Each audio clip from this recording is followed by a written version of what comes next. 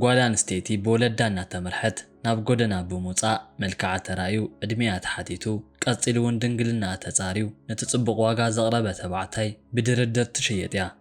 ኣብዚ ካልእ ሃገር ድማ ፍጹም ተጻራርዩ ንሱ እውን ናይ ኣዋልድ ዓለም ተባሂሉ ክጽዋዕ ጸኒሑ እዩ። ኣብዚ ቦታ ዝኾነ ተባዕታይ ናይ ገዛ ሓላፊ ይኮነን፣ ምክንያቱ እውን ኣብዚ ሓዳር ዝበሃል ነገር የለን። ኣይኮነን ዶ ሓዳር ናይ ርእሱ ዝኾነ ገዛ እውን ክውንን ኣይክእልን። ዕድሚኡ ልክዕ እውን ካብ ናይ ኣዲኡ ገዛ ይወፅን።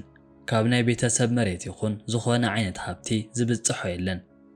ናይ ቤተሰብ ንብረት ጠቕሊላ ናይ ምውራስ መሰል ዘለዋ ጓል ጥራያ። ንክልቲአን ሃገራት እውን ብቅደም ሰዓብ ሒዘልኩም መጽ የለኹ ሓቢርኩም ንጽንሑ እናበልኩ ላይክን ሸርን ምባል ድማ ኣይትረስዑ ክብል ፈቱ ናብቲ መደብ ክወስደኩም። እዚ ናይ ዕዳጋ ማእከል እዩ። ጓል ኣንስተይቲ ብወለዳ ናብ ጎደና ብምውፃእ መልክዓ ተራእዩ ዕድሚኣ ተሓቲቱ ቀፂሉ እውን ድንግልናኣ ተፃርዩ ነቲ ጽቡቕ ዋጋ ዘቕረበ ተባዕታይ ብድርድር ትሽየጠሉ ስካራዛጎራ ከተማ እዩ።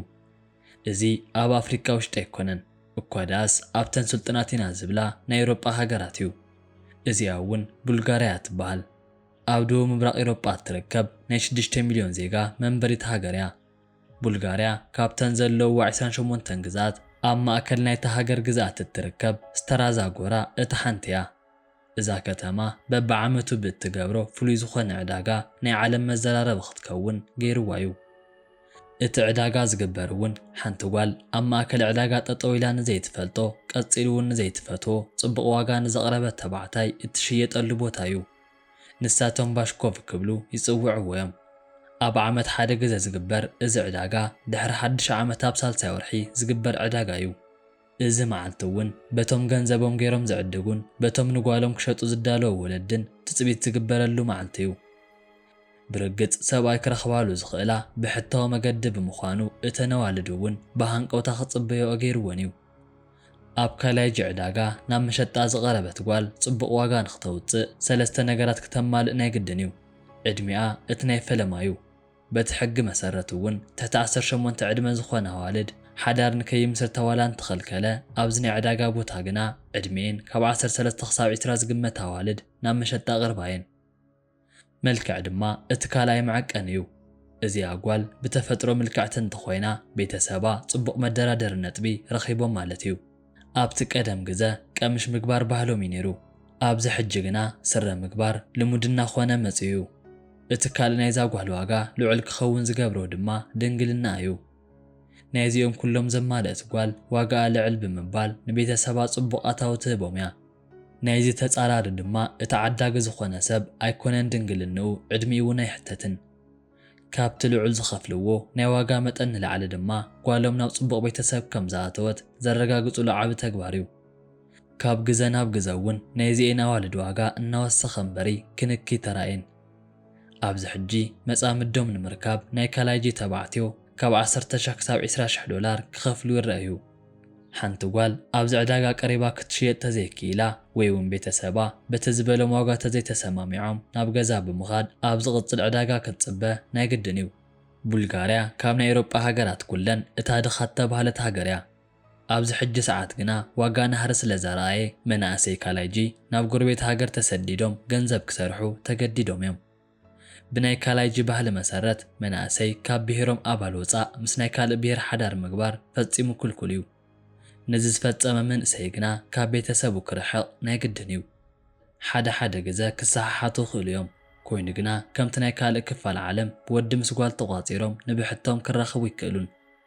ብኡ ምኽንያት ድማ ጓሎም ናብ ዕድመ ሔዋንን ከይበጽሐት ተባዕታይ ዝበሃልን ከይፈለጠት ናብ ዕዳጋ ወሲዶም ክሸጡ ግድን ኮይኑዎም እዩ።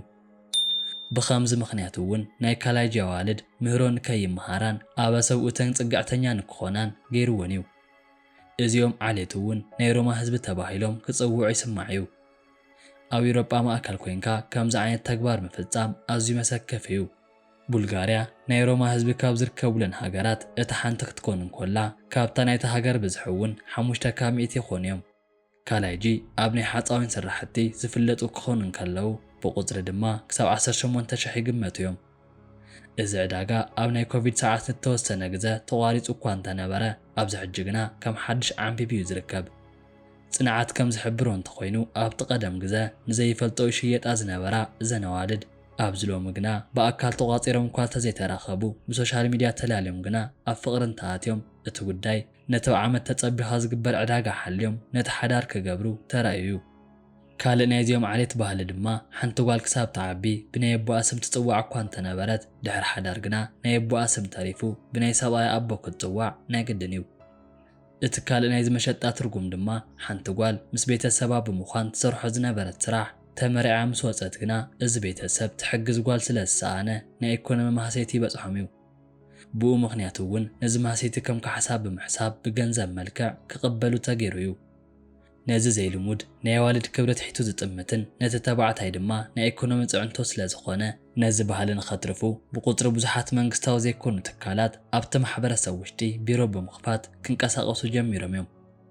እዚኦም ትካላት እውን ናይዚ ማሕበረሰብ ጠመተ ንምልዋጥ ተግሂና ኣብ ስራሕ ኣለና እኳ እንተበሉ ክሳብ ሕጂ ግዜ ግና ዋላ ሓንቲ ለውጢ ይገበሩን። ሕጂ ድማ ካብ ናይ ካላጂ ማሕበረሰብ ፍጹም ተጸራርን ኣብ ዝኾኑ ካልእ ሃገር ክወስደኩም። ኣብዚ ሕጂ ዝገልጸልኩም ባህሊ ድማ ተባዕትዮ ኣብ ዝገንሕዎ ዓለም ወይ እውን ብኩሉ ኣንፈት ማዕርነት ኣብ ዝዘረበላ ዓለም ዘይንጽብዮ ተግባር እዩ። ብሓፂሩ ድማ ናይ ኣዋልድ ዓለም ክበሃል ይፍለጥ እዩ። ኣብ ደቡብ ምዕራብ ቻይና ኣብ ግዛኣት ይዋን ዝርከብ ባህሊ እዩ። እዚኦም ህዝቢ እውን ናይ ሙሳ ህዝቢ ተባሂሎም ዝፍለጡ ሰባት እዮም። እቲ ልክዕ ናይ ብሔሮም መፀውዒ ግና የና ዝብል እዩ። ብዝሒ ቁጥሮም እውን ካብ 40 ክሳብ 50 ሸሕ ዝግመት እዩ።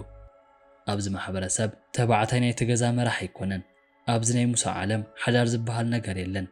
ተባዕትዮ ኣይኮነን ሓዳር ናይ ርእሶም ዝኾነ ገዛ ክውንኑ እውን ኣይፍቀደሎምን። ብኸምዚ ምኽንያት ድማ ዕድሚኡ ልክዕ ካብ ናይ ኣዲኡ ገዛ ይወፅን።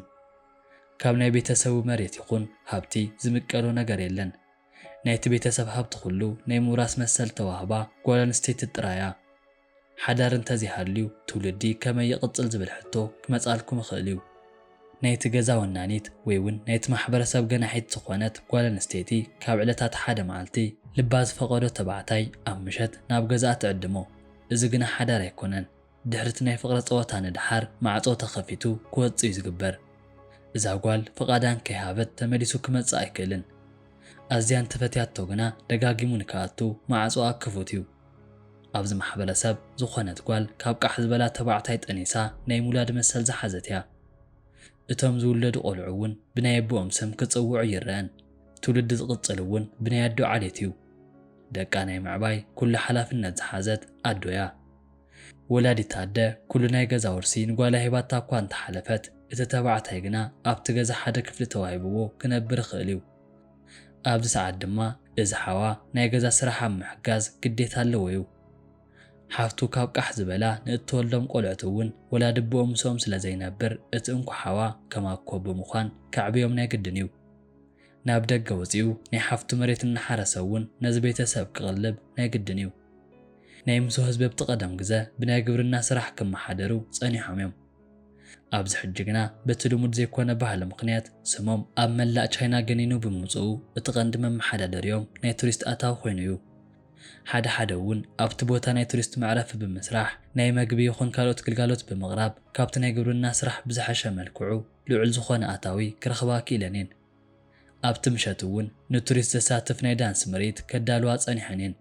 ኣብዚ ፕሮግራም እውን ኣብ መንጎ እዘን ኣዋልድ ነቲ ጽቡቕ ገይሩ ዘጻወተን ተባዕታይ ብምምራጽ ናብ ገዘን ሒዘን ክኸዳ ይረአዩ። ቱሪስት ክመጹ ምኽኣሎም ድማ ካብቲ ናይ ኢኮኖሚ ኣታዊ ንላዕሊ እዚኦም ናይ ሙሶ ማሕበረሰብ ናይ ጽርግያ ስራሕቲ ክኣትዎም ገይሩ እዩ። ክንዲ ትጠቕሙ ዝኣክል እውን ማህሰይቲ በፂሕዎም እዩ። በቶም ቱሪስት ኣቓልቦ ተሰሪቖም ዓዲ ገዲፎም ናይ ዝወፁ መናእሰይ ቁፅሪ ኣብ ምውሳኽ እዩ ዝርከብ። እዚ ኣዋልድ ዝመርሕኦ ግዝኣት ወላዲ ኣቦ ዘይብሎም ቆልዑት በዞም ቱሪስት ኣቓልቦ ረኺቡ እዩ። ተባዕትዮ እውን እንተኾኑ መሰልና ይከበር ክብሉ ናብ ቃልሲ ኣተውን ወይ እውን ፍትሒ ነወዳት ብምባል ናሓቶም ክኸሱ ይተራእዩን። እሞዳ ኣብዛ ዓይነት ባህሊ እንታይ ሓሳብ ኣለኩም? ኣብ ናይ ኮመንት ቦታ ግደፉለይ እናበልኩ ላይክን ሸርን ብምባል ድማ ናብ ኩሉ ንክባጻሕ ደገፍኩም ኣይፈለየኒ ክብል ፈቱ።